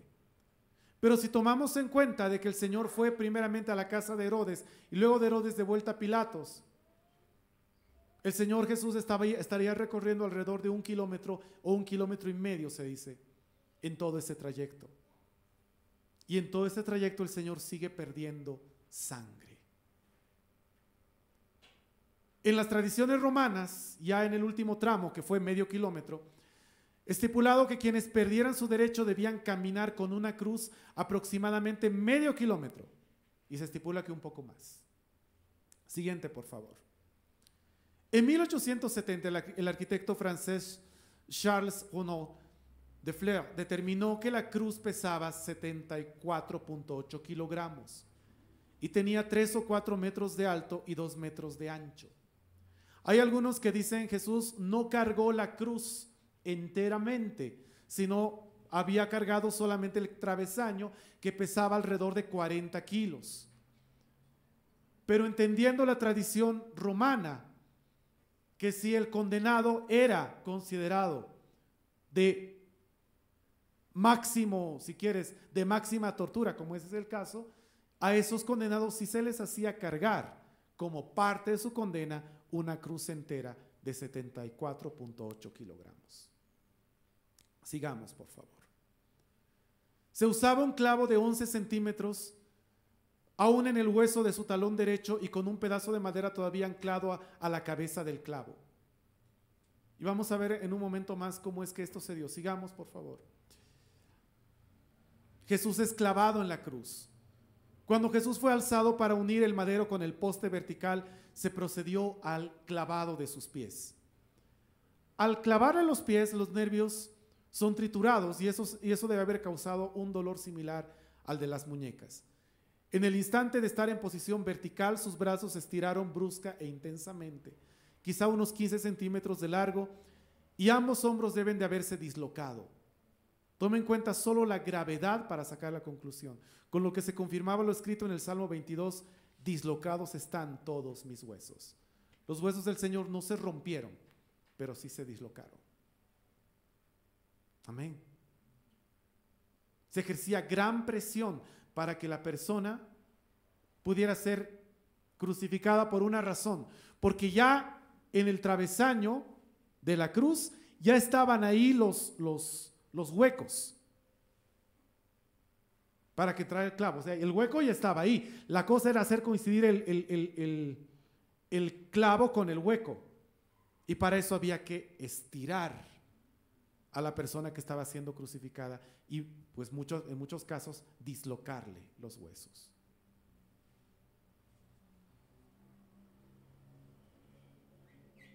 En ese momento, vamos a ver la siguiente, por favor, se produce la crucifixión. Y la crucifixión era también una costumbre romana. Colgado en posición vertical, la muerte es lenta y muy dolorosa y terriblemente agonizante por asfixia. ¿Y por qué por asfixia? Debido a que la presión ejercida en los músculos pone el pecho en posición de inhalación. La persona necesita pararse sobre el clavo para poder respirar, si no se ahoga, se asfixia más bien. Para poder exhalar, en principio, el individuo debía apoyarse en sus pies. Y para este instante estaban fijos con clavos al madero, para que los músculos tensionados se alivien por un instante al menos. El dolor era impresionante, pero aún así tenían que resistir el dolor y tratar de incorporarse para poder respirar. Siguiente, por favor. Si los romanos lo colgaban a través de sus manos, es decir, de la palma de la mano, no hubiera resistido en esa posición por el peso, por lo que lo más probable es que fuera clavado por sus muñecas, que en ese tiempo eran considerados parte de la mano, como vemos en la imagen. Siguiente, por favor. Ahí vemos en la parte derecha de la imagen una radiografía de mano.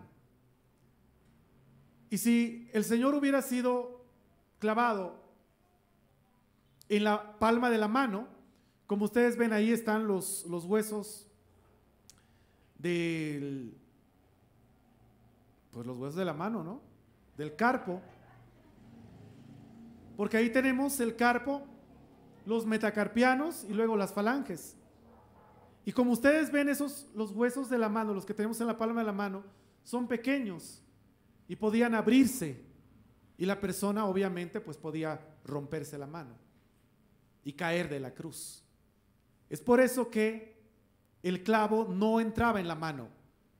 En el tiempo romano el clavo entraba mucho más abajo, entre estos dos huesos que son el cúbito y el radio, para que ahí la sujeción fuera más firme.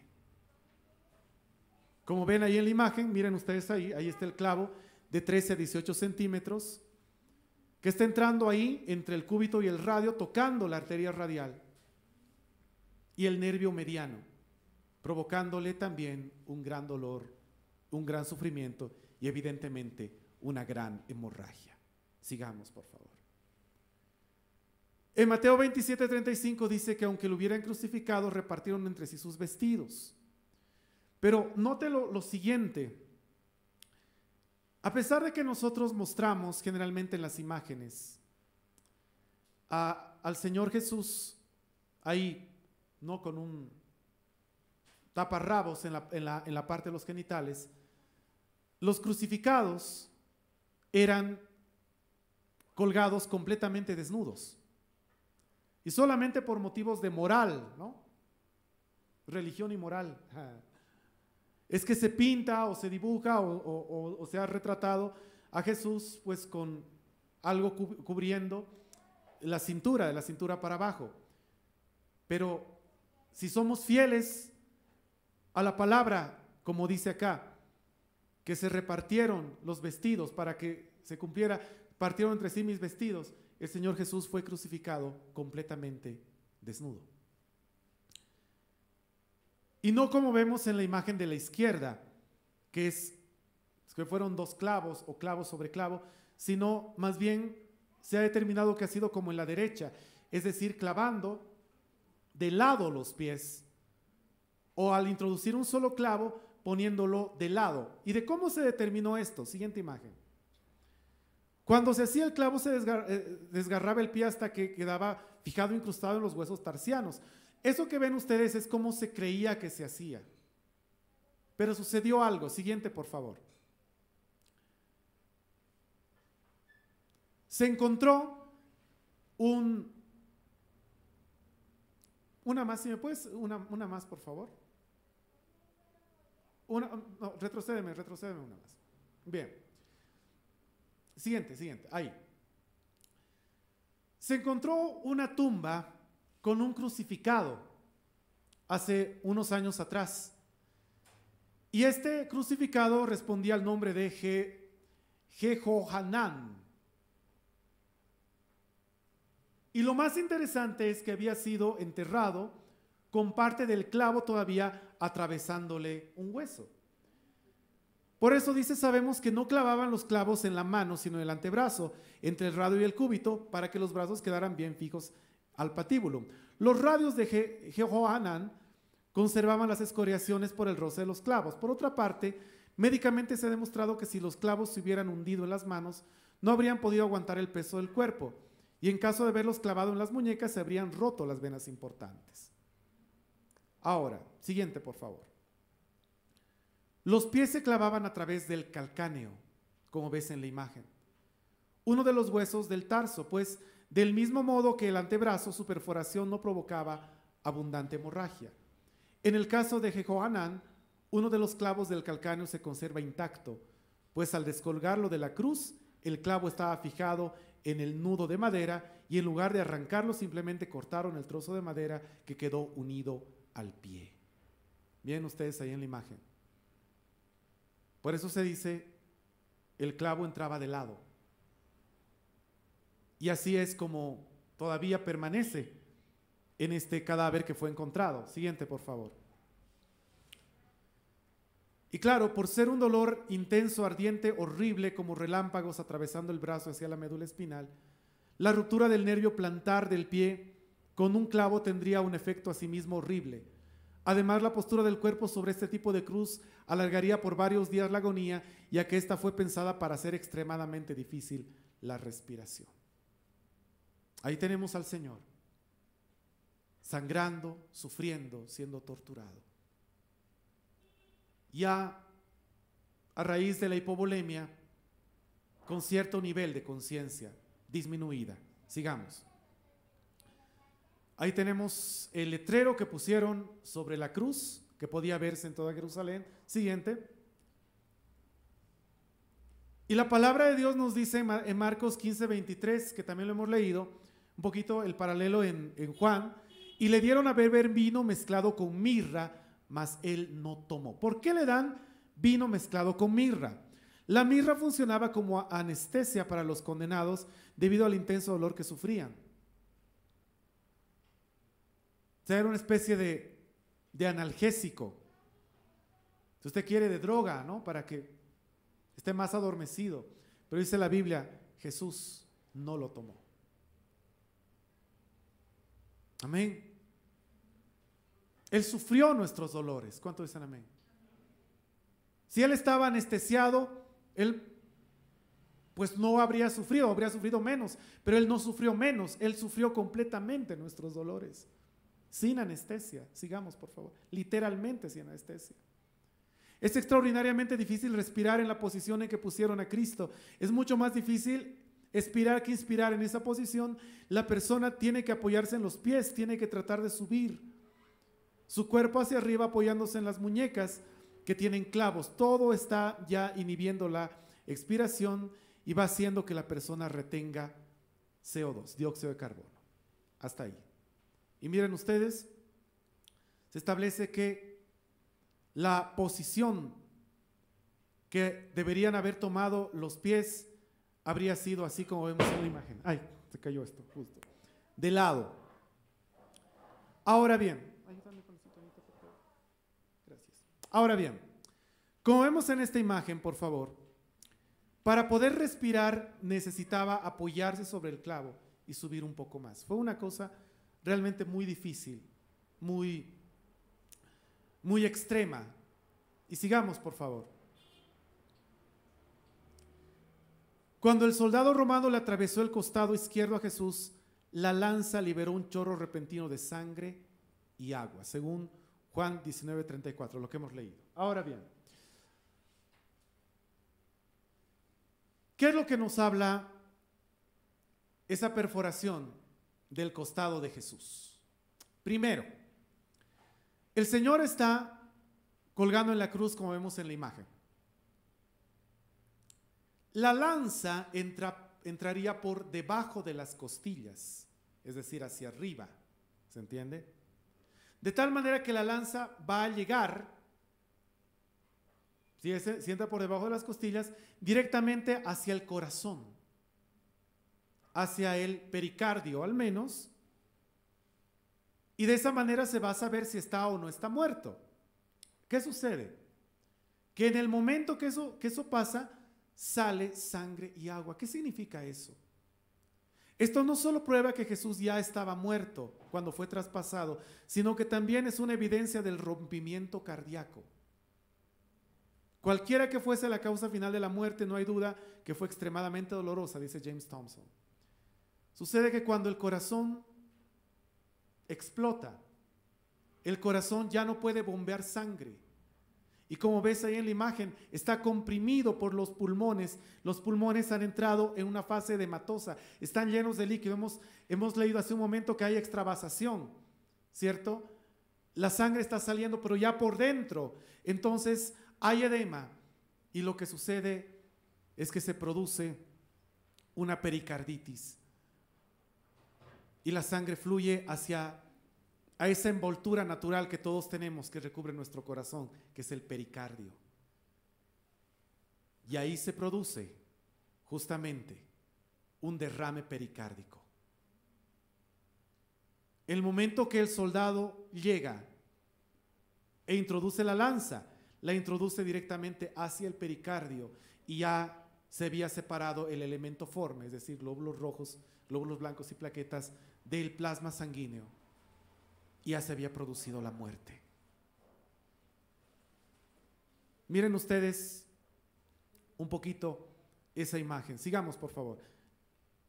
Eso se llama derrame pericárdico. El cuerpo castigado de Jesús y la insuficiencia cardíaca aparejada alteran las presiones y hacen que pase agua al pericardio, la membrana que envuelve al corazón. La lanza al atravesarlo no solo confirmó su muerte, sino que justificaría la salida separada de sangre y agua. ¿Qué le parece?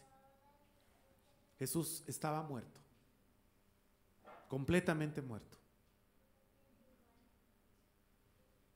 Había derramado su sangre desde el huerto de Getsemaní, pasando por el pretorio, por las calles de Jerusalén, terminando en la cruz. El corazón no resistió más el corazón se abre.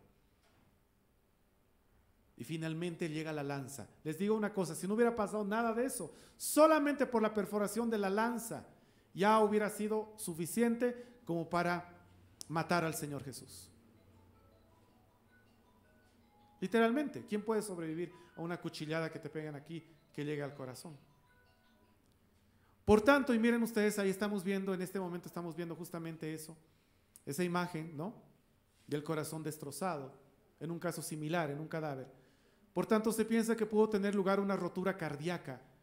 La acidosis y la excesiva pérdida de sangre provocan que ésta tienda a formar coágulos. Algunos de ellos pudieron haber provocado un infarto masivo al terminar con una rotura del tabique que separa las cavidades del corazón, es decir, las aurículas y los ventrículos. La descompensación pudo producir también una insuficiencia cardíaca aguda, incluso una arritmia fatal. Siguiente, por favor. Así que si fuera en nuestros días, si esto hubiera sucedido en nuestros días, el certificado de defunción sería muerte por paro cardiovascular y respiratorio debido a shock traumático e hipovolémico que causaron pues insuficiencia cardíaca aguda y asfixia, todo causado por la crucifixión.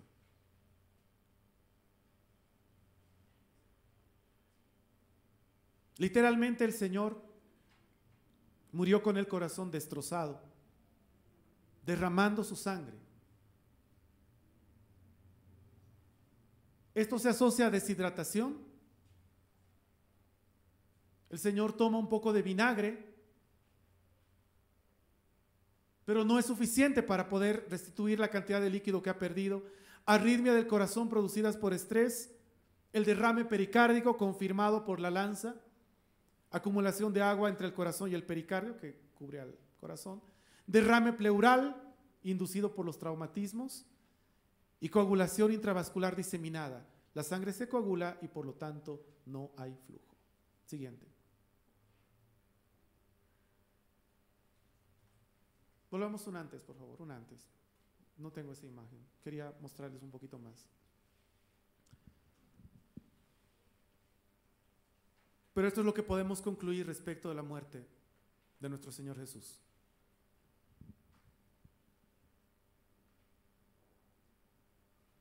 Y quiero volver en este momento a Isaías capítulo 53.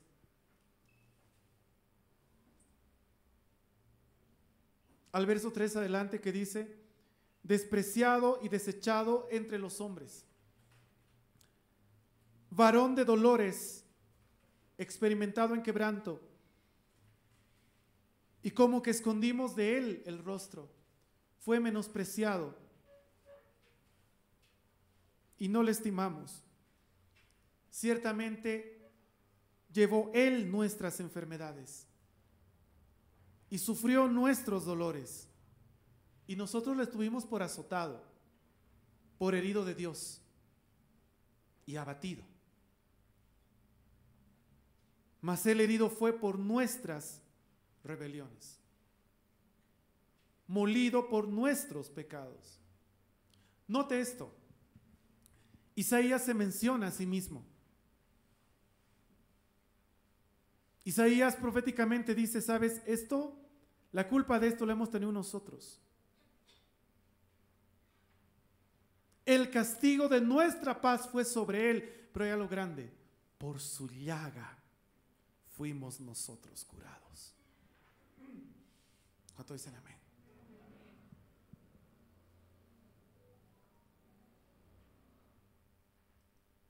¿Sabías que la salvación no es gratuita? La salvación no es gratuita en ningún momento. La salvación tiene un precio. Otra cosa diferente fue que alguien pagó ese precio por ti y por mí en la cruz. Amén.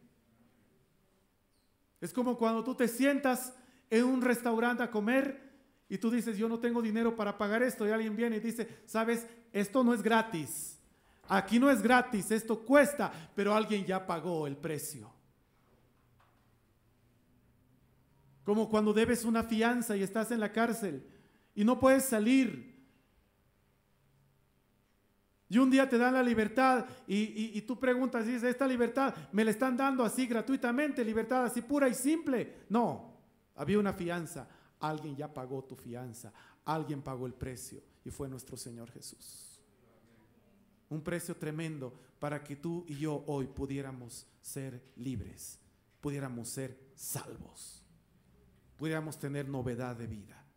Sigamos, por favor.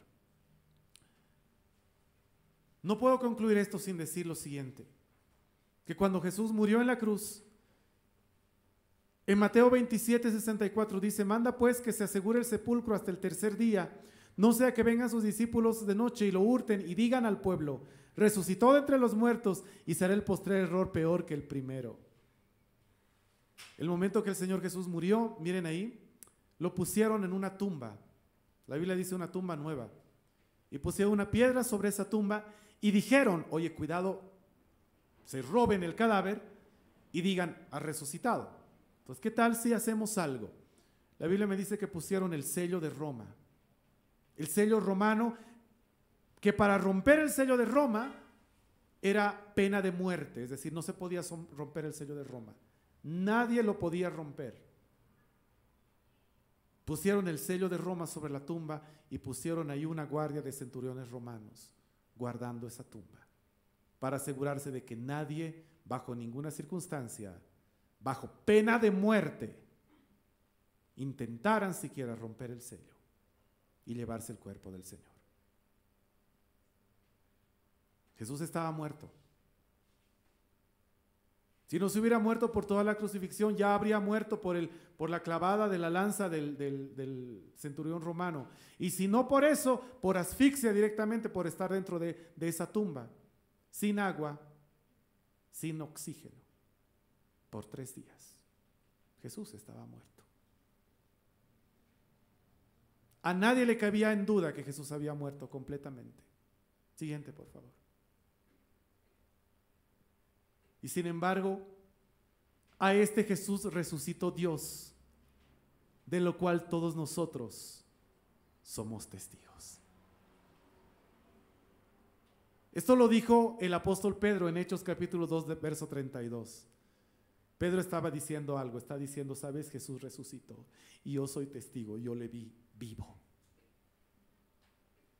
Le vi vivo nuevamente. Y quiero decirle una cosa, usted y yo, 2000 años después, también somos testigos de la resurrección del Señor Jesús. ¿Cuánto dicen amén? ¿Por qué razón?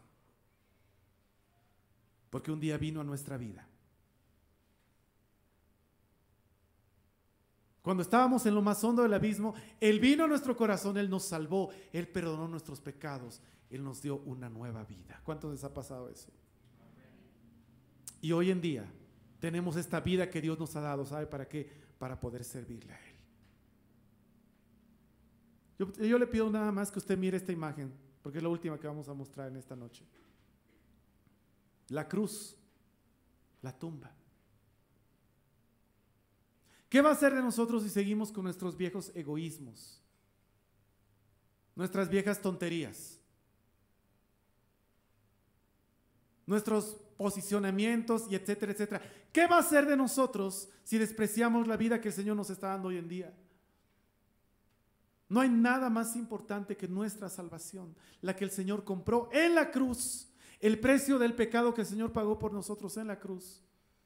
Y no hay victoria más grande sobre el pecado, sobre la muerte y sobre Satanás que la resurrección. Amén. Satanás no puede tocarnos porque hay una sangre que ha sido derramada. Esa sangre que hoy día está todavía fluyendo sobre todos aquellos que voluntariamente se arrepienten, le dicen, Señor, perdóname, Señor, ayúdame, en el nombre de Jesús. Yo oro que usted y yo podamos ser de esos. ¿Cuántos creen que el Señor lo ha dado todo por nosotros? Pregunta, ¿cuánto estás dando tú por el Señor? ¿Una horita? ¿Un día a la semana? ¿2 horas? El Señor ha hecho todo para salvarnos. ¿Qué estamos haciendo nosotros para salvar a las demás personas? para llegar con el evangelio a los demás. ¿Saben lo que hicieron los apóstoles? Los apóstoles expusieron sus vidas y murieron para que la salvación llegara al mundo antiguo. Y la salvación llegó a todo el mundo antiguo por la predicación desesperada de los apóstoles y de todos los que habían creído. ¿Sabe lo que pasa cuando usted y yo nos sentamos y decimos, bueno, si Dios quiere, ¿se salvará el mundo? Estamos menospreciando el sacrificio del Hijo de Dios. Hoy en día, Él está vivo. Y quiero decirle una cosa más, Él está aquí. Él ha dicho que donde dos o más se reúnen en su nombre, Él está aquí. Hubo un pastor que una vez me dijo, ¿cómo alguien puede decir Jesús está sanando? Tú no puedes saber que Jesús está sanando. Yo le dije, sí, yo sí puedo saber que Jesús está sanando. Y yo te puedo decir dónde el Señor Jesús está sanando. Te lo digo. ¿Sabes dónde? Aquí. Aquí y ahora. ¿Cuántos dicen amén?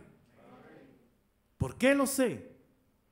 Porque Él ha dicho, y Él no miente, que donde dos están reunidos en su nombre, ¿qué dice Él? Yo estoy en medio de ellos. ¿Y cuántos saben que donde el Señor está, ahí hay milagros? El Señor nunca llegó a un lugar para sentarse y, como algunos dicen, ser el invitado. ¿Cómo dice algún cuadrito ahí? El invitado silencioso. No, él no es así. Donde Él llegó, Él hizo milagros, prodigios, maravillas. Así que sí sé dónde está el Señor. Él habita en medio de la alabanza de su pueblo.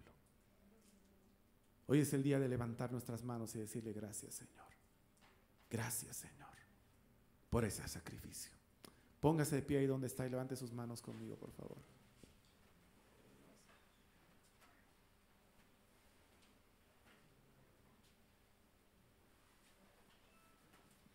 Y levante